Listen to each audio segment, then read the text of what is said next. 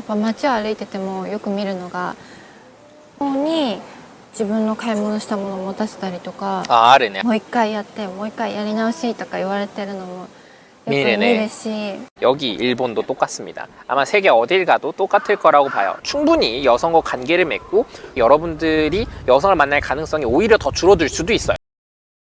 반갑습니다. 유튜브가 싫어하는 남자 현생주의자입니다. 오늘은 밖에서 촬영을 또 하고 있는데, 제가 지금 여기 있는 장소가 어딘지 여러분들 아시나요? 리츠칼튼 도쿄, 그 다음에 여기가 도쿄 미드타운이라고 해서 나름 꽤 부촌 동네인데, 여기 뒤에 리츠칼튼 도쿄의 1박이 대충 한 20만엔, 그러니까 우리나라 돈으로 200만 원이 조금 넘는 가격일 거예요. 저도 이제 엄두가 안 나서 못 머무는 그런 동네인데, 제가 여기서 왜 촬영하고 있냐 하니, 제가 있는 동네가 꽃보다 남자의 원제, 이 하나요리 단고죠. 하나요리 단고의 일본 드라마의 원 촬영지입니다. 여기서 굉장히 많이 했었던 걸로 알고 있어요. 옆에도 들릴 겸 해서 저 여기서 촬영을 하고 있습니다. 제 눈앞에도 굉장히 비싼 아파트가 하나 있고요. 그 타워맨션이라고 일본에서는 보통 부르는데 도 있고, 하나요리 단고랑 비슷한 류의 스토리들에 대해서 좀 이야기를 떠들어 볼까 해요. 하나요리 단고는 전형적인 신데렐라 스토리죠. 근데 신데렐라 스토리는 굉장히 많은 사람들이 열광합니다. 뭐 이유를 굳이 물어서 따져보자면은 카타르시즘을 느끼는 게 굉장히 큰 거죠. 아무것도 없었던 한 처녀가 멋진 남자를 만나서 나에게 괴롭힘을 줬던 사람들에게 복수하고 본인의 신분을 상승시키는 사람들이 같이 보면서 신데렐라를 이입하게 되고, 거기서 이제 카타르시즘을 느끼게 되는 게 신데렐라 메인 스토리인데요. 이 플롯을 그대로 따와서 이제는 정말 많은 드라마들이 신데렐라 형태의 스토리를 가져가게 됩니다. 하나요리 단고도 똑같은 이야기죠. 주인공, 한국에서는 금잔디고 이제 구준표가 그 남자가 되겠죠. 그 다음에 구준표뿐만 아니라 그 외 이제 F4라고 해서 다른 멋있는 남자들이 등장하게 되는 건데, 하나요리 단고 드라마가 여러분들이 종종 놀리는 그거 아시죠? My father, my mother, and my brother. 마이 화자, 마이 브라자, 그 내용 있잖아요. 그 내용이 등장하게 된 드라마가 바로 이 하나요리 단고 원제입니다. 이 원 드라마도 결국에는 포르노의 일종인 거죠. 사실 원래 신데렐라가 처음 등장했을 그 옛날 일적까지만 하더라도 이게 여성들에게 너무나도 핏한 스토리다라는 것까지는 크게 사람들이 몰랐을 수도 있어요. 이렇게까지 여성들이 좋아하고 열광할 거라고는 몰랐을 거야. 지금은 그걸 너무나 잘 알고 있기 때문에 이제 상업적으로 이런 형태의 스토리만 계속 내고 있는 상황인 거고요. 사실 포르노가 등장하게 되는 가장 원초적인 이유는 여성들이 갖고 있는 상승혼의 욕구인 거죠. 상승혼의 욕구, 바로 하이퍼가미 본능입니다. 여성은 본인의 신분 상승을 꾀하기 위해서 본인이 신분 상승을 할 수 있을 법한 그런 고가치의 능력을 가지고 있는, 또는 고가치를 지니고 있는 남성을 선호하게 되고 그런 남성을 만나고 싶어 한다라는 이야기인 건데요. 이제 우리들은 너무나도 잘 압니다. 많은 사람들이 하이퍼가미 본능을 이제 숨기지 않고 대놓고 드러내고 있다라는 걸요. 그럼 우리 남성들은 이 하이퍼가미 본능을 대처하기 위해서 도대체 무슨 행동을 해야 되냐, 앞으로 어떻게 행동해야만 이 하이퍼가미 본능을 제대로 대처할 수 있을까를 오늘 떠들어보고 영상 길지 않게 끝내보고자 합니다. 일단은 하이퍼가미 본능을 가지고 있는 거의 대다수의 여성들은 물적 대상을 하는 시선을 가지고 있습니다. 이건 여러분들이 한국 여성이 뭐 김춘희다 뭐 어쩌다 하면서 한국 여자만 그런 것처럼 보통 얘기를 하시는데, 사실 그렇지 않아요. 미국도 똑같고요. 여기 일본도 똑같습니다. 아마 세계 어딜 가도 똑같을 거라고 봐요. 이거는 여성이 갖고 있는 유전자적인 세팅값이라고 보시면 됩니다. 조금만 옛날 얘기를 해보자면요, 진화론적인 개념에서 한번 이야기를 해볼게요. 우리가 부족사회를 이루고 있는데, 부족사회에서 내가 살아남고 내 자녀를 잘 키워주려면은 강력한 남성을 만나서 그 남성의 아이를 베고 그 남성이 내 자녀를 지켜주고 나를 지켜주고 가정을 잘 이끌고 지켜가게끔 해야 되겠죠. 거기서 그러면 여성이 원하게 되는 거는 나의 이러한 기준들에 충족되는 가장 강력한 파워풀한 알파를 찾게 되는 겁니다.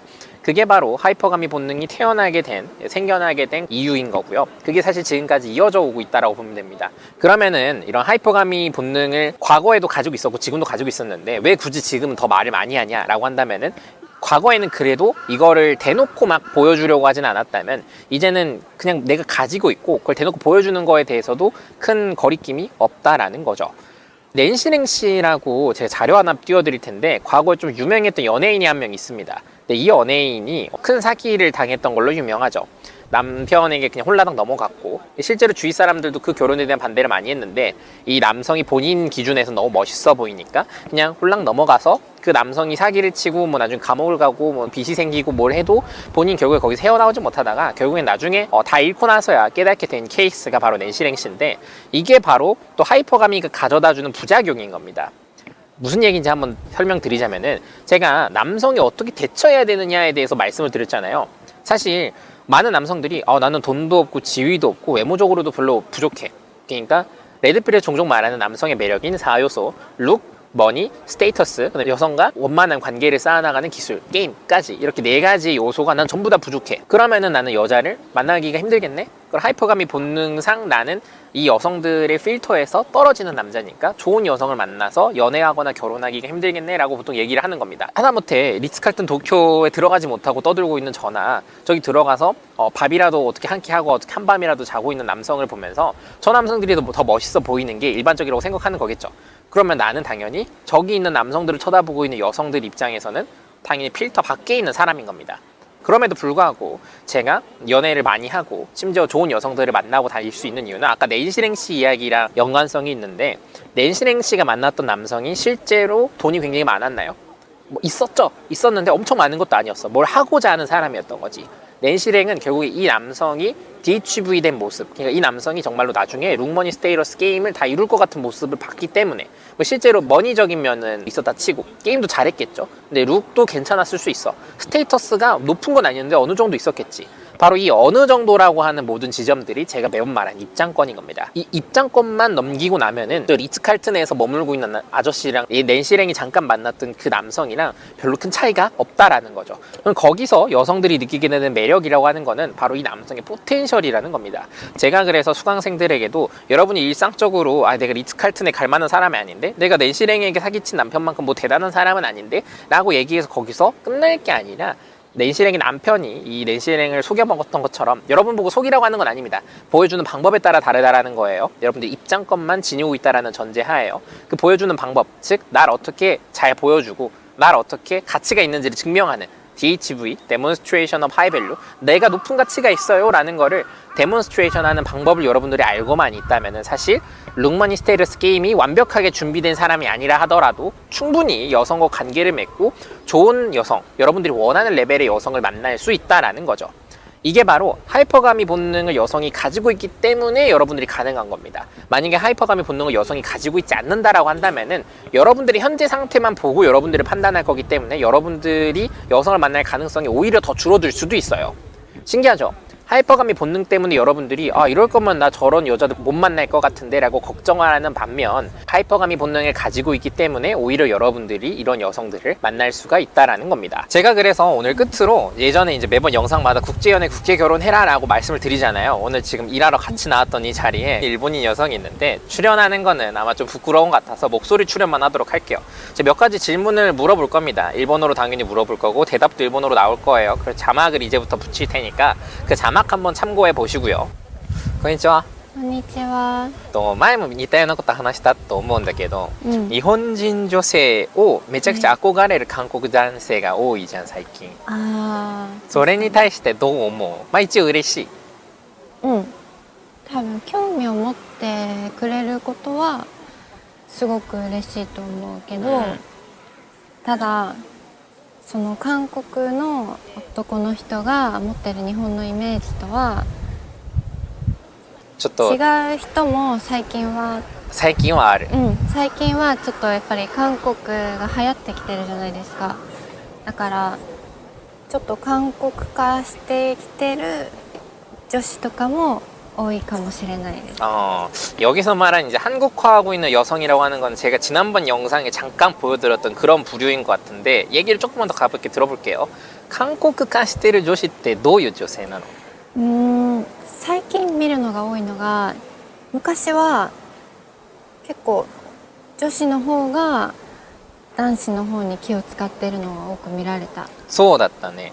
個人的な考えでは2018年ぐらいまではまだそうだった。でも最近やっぱ街を歩いててもよく見るのが男の人の方、彼氏とかの方に自分の買い物したものを持たせたりとか、あるねあるね。自分のバッグ持たせてたりとか、自分は何も持ってないの。でも彼氏が一生懸命持ってるのを見たりとか、彼女一生懸命写真きれいにもう一回やってもう一回やり直しとか言われてるのもよく見るし、そういうの見るとなんかちょっぴり韓国っぽくなってきたのかなとも思うし、その韓国っぽいっていうのは、韓国の影響を受けたから、それでもそうではないんだけど、もうどんどんそうなってる。韓国の影響だと私は思います。なんか去年流行ったその20代とか10代の女性に流行ったものランキングとかで1位から3位が全部韓国語のものなの。